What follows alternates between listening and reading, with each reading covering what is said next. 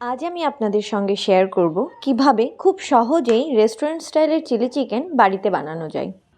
তো chilli chicken বানানোর জন্য একটি পাত্রে টুকরো করে কাটা বোনলেস চিকেন, আদা রসুন বাটা, নুন, গোলমরিচ গুঁড়ো, paprika powder, vinegar, soya sauce, ডিম ও কর্নফ্লাওয়ার ভালো করে মেখে নিয়ে ডুবো তেলে ডিপ ফ্রাই করে নেব।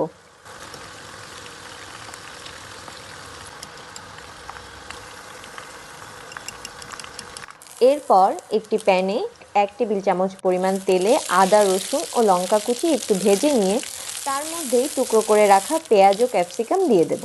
তাতে tomato sauce, red chilli, green chilli, soya ও সামান্য পরিমাণ ভিনিগার দিয়ে ভালোভাবে মিশিয়ে নেব।